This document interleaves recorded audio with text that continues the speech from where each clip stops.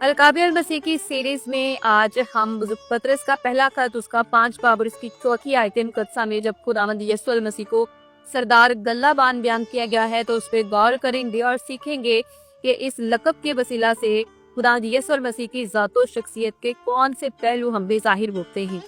याद रखिए कि बाइबल मुकद्दस में उस शख्स को गल्लाबान और सरदार बयान किया गया है जो कि भेड़ों की हिफाजत करता है, रखवाली करता है, भेड़ों की परवरिश करता है, यानी भेड़ों की रखवाली करने वाले शख्स को गल्लाबान और चरवाहा बयान किया गया है। और जब खुदावंद यीशु मसीह को सरदार गल्लाबान कहा गया है तो सरदार होना जो है उनकी हाकमियत को जाहिर करता है, उनकी बरतर हैसियत को जाहिर करता है, उनके हाकिम होने को और उनके आला होने को जाहिर करता है। यानी खुदावंद यीशु मसीह तमाम तर गल्लाबानों और चरवाहों पर हाकमियत रखते हैं, उनके हाकिम हैं और खुदावंद यीशु मसीह तमाम तर चरवाहों में से बरतर हैसियत रखने वाली शख्सियत। जब खुदावंद यीशु मसीह को सरदार गल्लाबान कहा गया है तो ये 3 किस्म की सच्चाइयों को हम पे जाहिर करता है। नंबर 1 यीशु मसीह की बेरोस मोहब्बत को, रहम को, कुर्बानी को हम पे जाहिर करता है क्योंकि बुजुर्ग यूहन्ना का इंजीली बयान उसका 10 बाब उसकी 11 आयत मुकद्दसा में लिखा है कि अच्छा चरवाहा अपनी भेड़ों के लिए जान देता है। आमीन। यानी ये बात हम पे इस चीज को जाहिर करती है कि खुदावंद यीशु मसीह न महज हमारे ऐसे चरवाहे हैं जो हमारी हिफाजत करते हैं, परवरिश करते हैं, बल्कि ऐसे गल्लाबान हैं जिन्होंने हमारे लिए अपनी जान को कुर्बान कर दिया।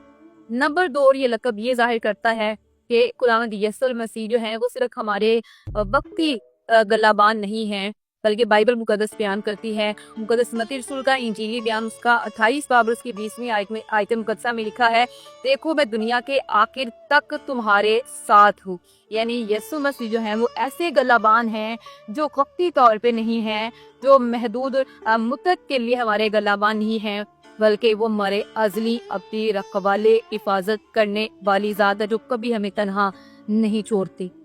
नंबर 3 बुजुर्ग पतरस का पहला खत उसका 5वां बाब उसकी 4थी आयत मुकद्दसा में लिखा है कि जब सरदार गल्लाबान जाहिर होगा तो तुमको जलाल का गैर फानी ताज मिले।